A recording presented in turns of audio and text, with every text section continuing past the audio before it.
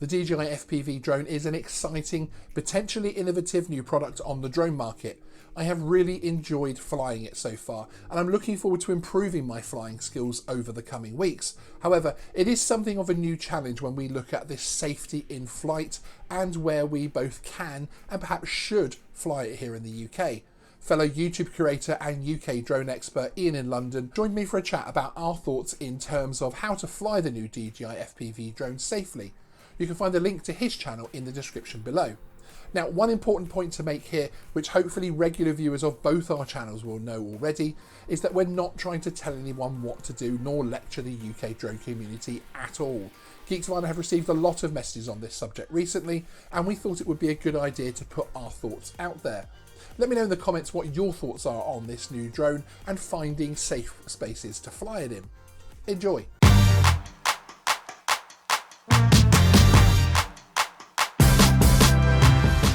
The idea of our brief chat today is obviously we have both flown and experienced this new DJI FPV drone. Of course, we're both flying in British skies under the UK CAA regulations, and I thought it was worthwhile just having a chat from the point of view of where you can fly this drone and also where you should necessarily fly this drone, because I really feel like there might be a slight separation there as well between those two things. Yes. Because of course, being at 795 grams, it isn't a very heavy drone. So there are some cool places that you could fly this drone. But already in my first few flights, I've flown in a small park, basically because it was so close to my house.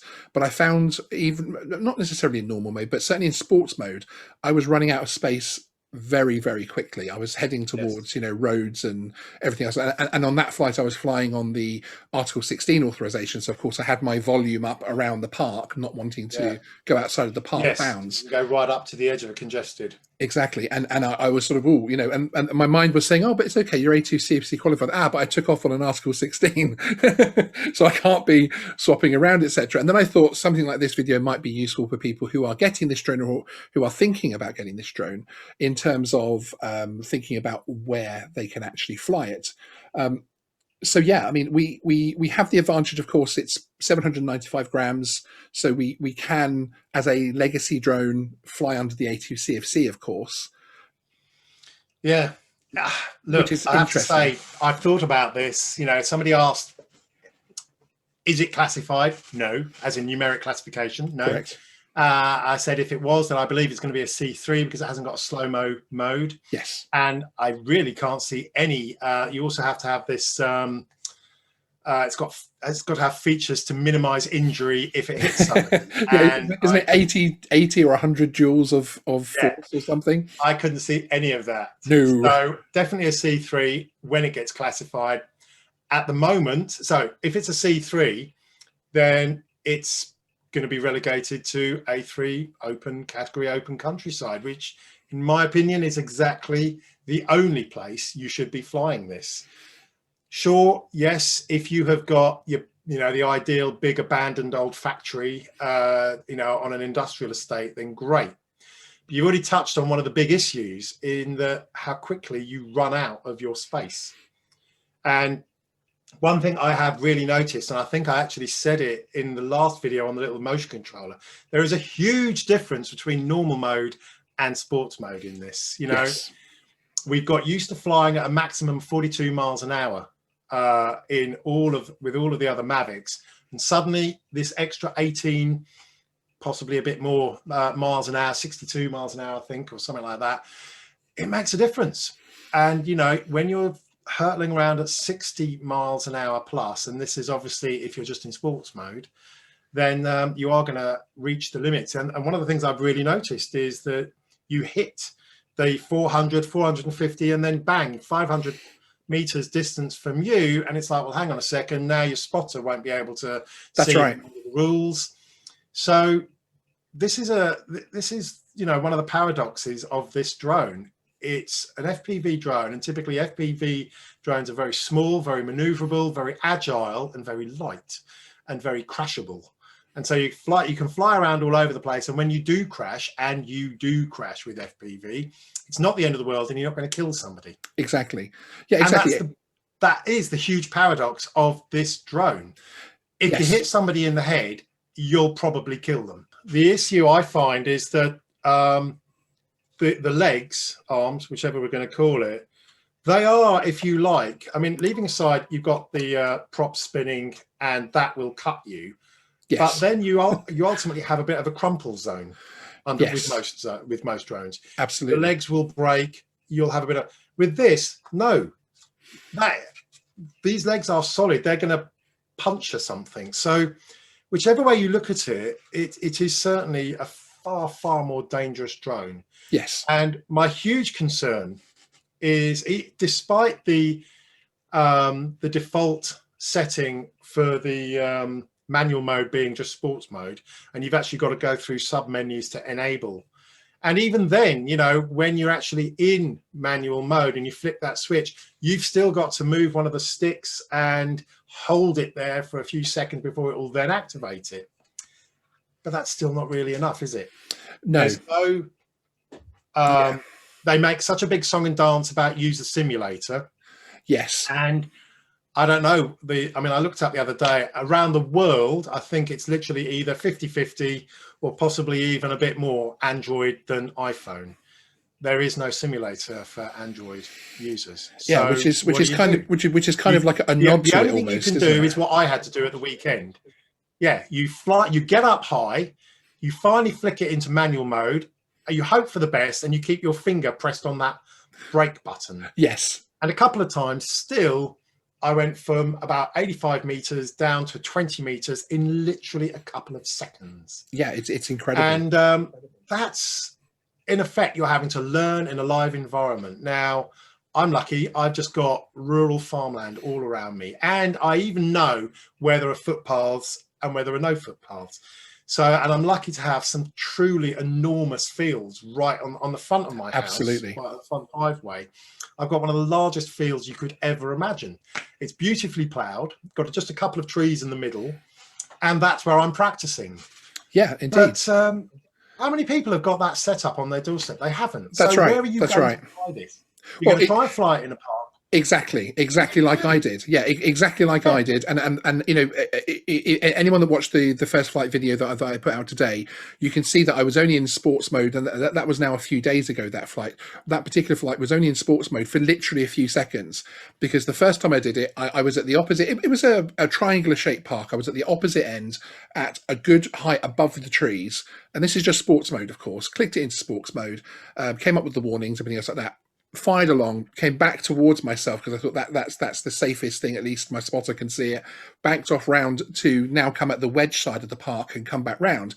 And sure enough, I had to hit the brakes because it was heading out of the park towards the road like that, which of course is something that I'm not used to. Other FPV flyers out there will be, oh, okay, well, you know, you of course have to plan your route an awful lot more in advance and that type of thing, and all of your turns.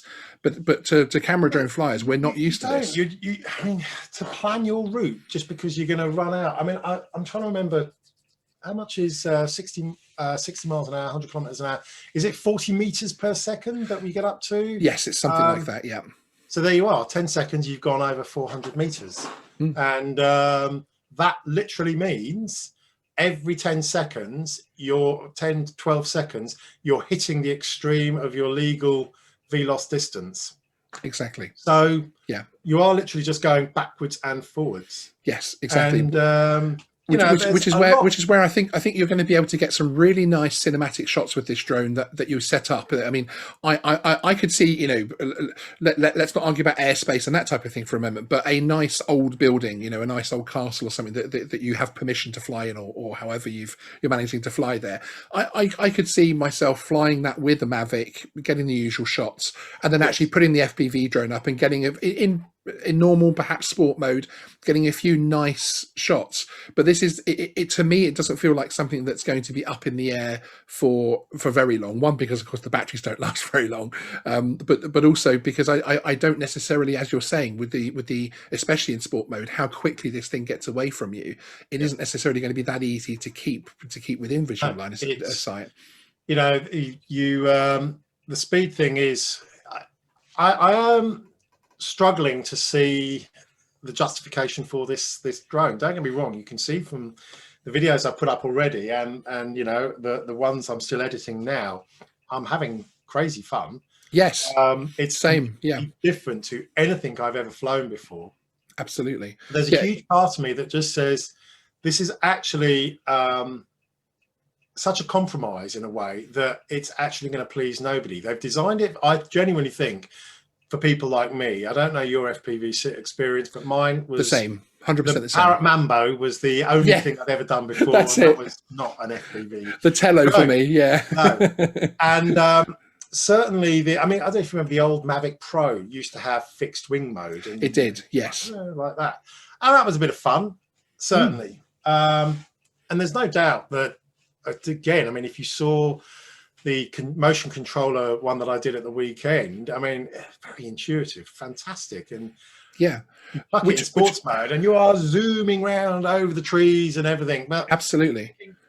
if this was a building, and you know, you see the classic FPV drones, they're always hurtling over the building tops and things like that. Well, you couldn't be doing that with this. Going back to what you were saying, I agree with you that it's an awful lot of fun. And in actual fact, the short time I've had it, I wouldn't give this drone up now, because it's nice to know that I've got something like that in the cupboard that can do what it does, and actually just have a bit of fun. I'm a member of a BMFA flying club, and the nice big flying field that we have, this will be a lot of fun when I'm down there just testing out everything, making sure all the other drones are working and everything, and having a chat with people. It'll be great fun to bust that thing out. People will be like, oh wow, what's that? And you know, tearing it around, especially if I ever do get into manual mode.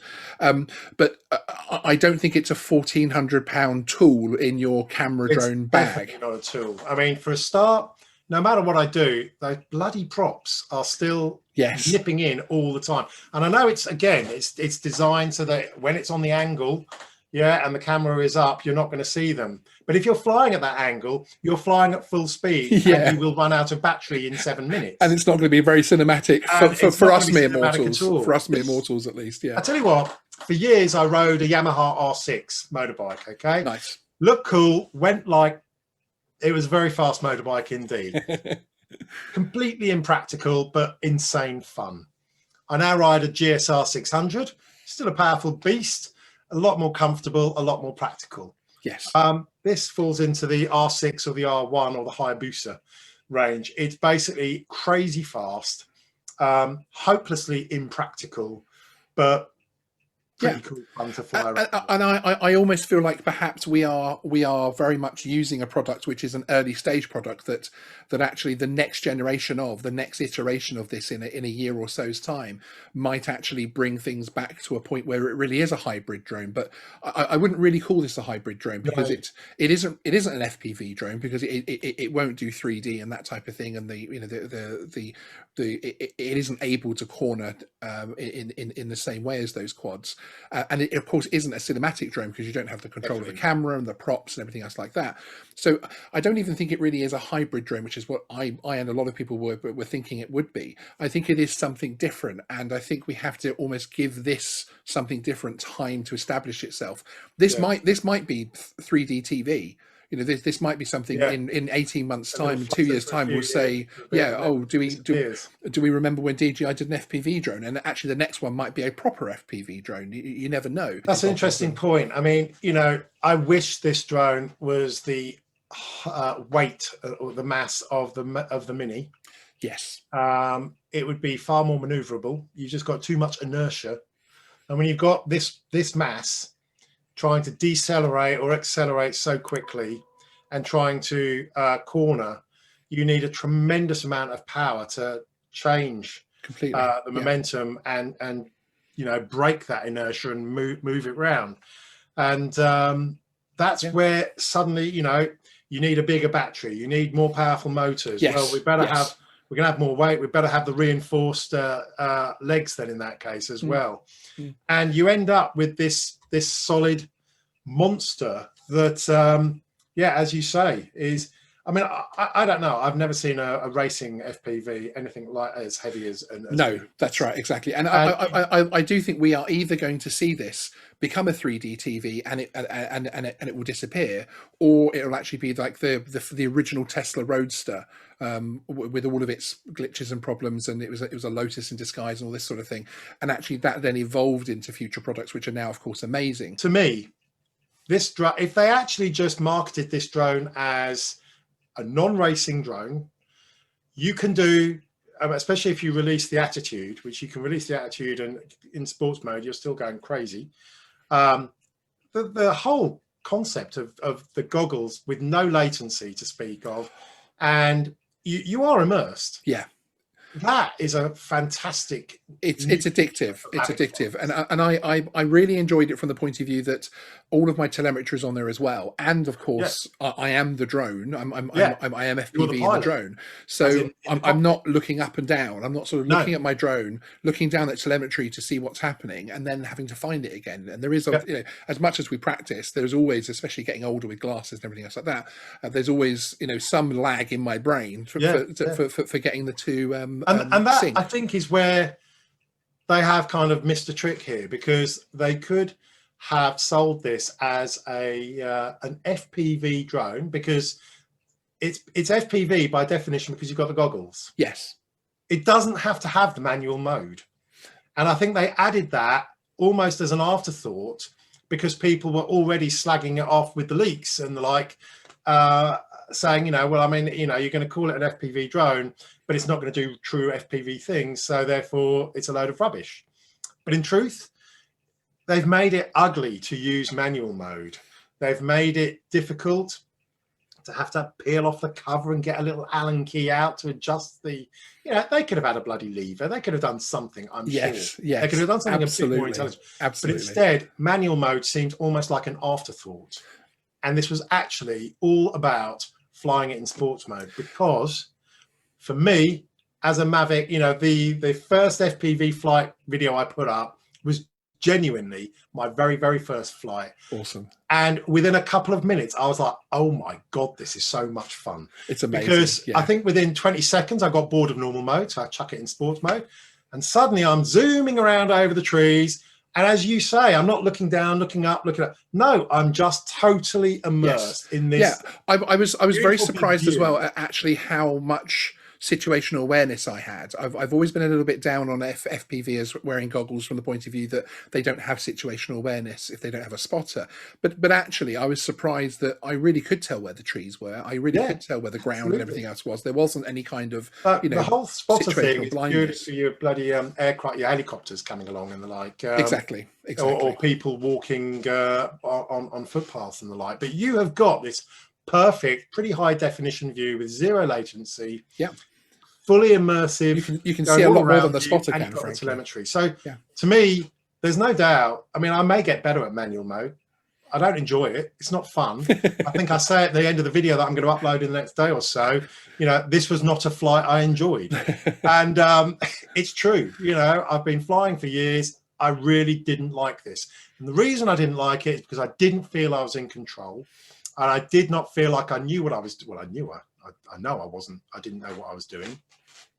So when you're not in control of something and you're unable to process, well, why is this going wrong? And when you can't try it in the simulator, then you're just like, you're in a bit of a dodgy situation. And this is where I see issues coming along here.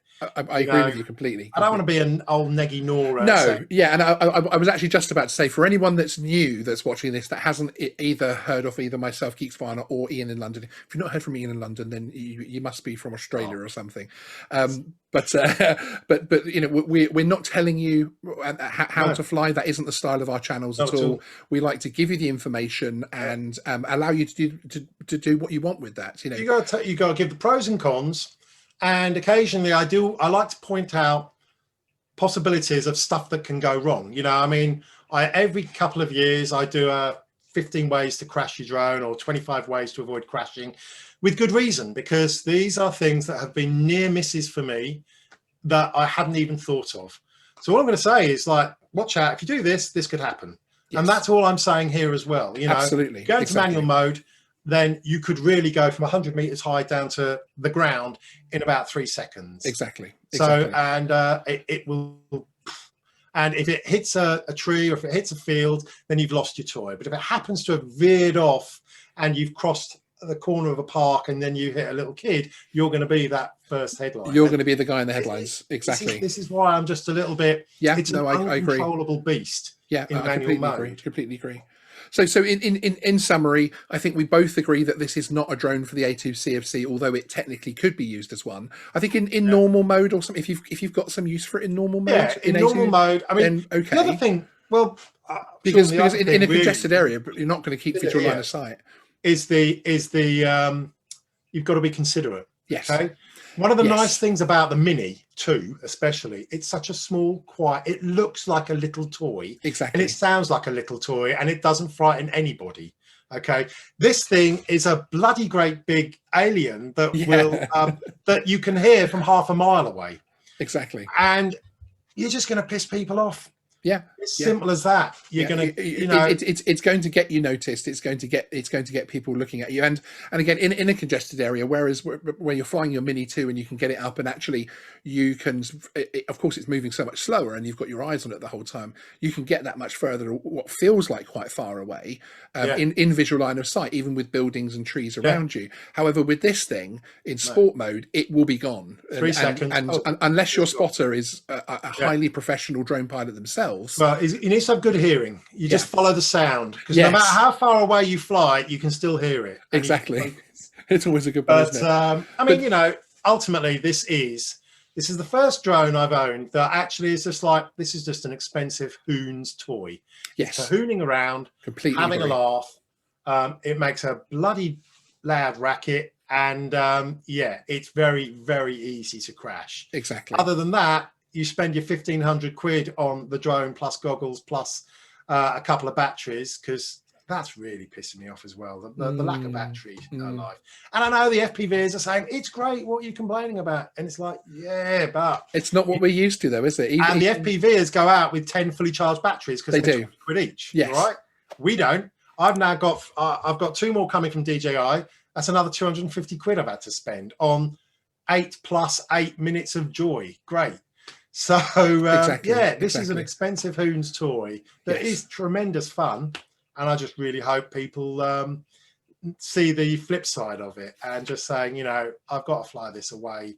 And I'm not normally I'm definitely not the drone police. I am 100% not. Yes, they drive me mad. It's like somebody, you know, when they say something bad to me, I like, do you sit on top of a motorway bridge with a little radar gun and then you phone the police? They probably do, but yes, they probably do. In this particular instance, there is great potential for carnage. Yes.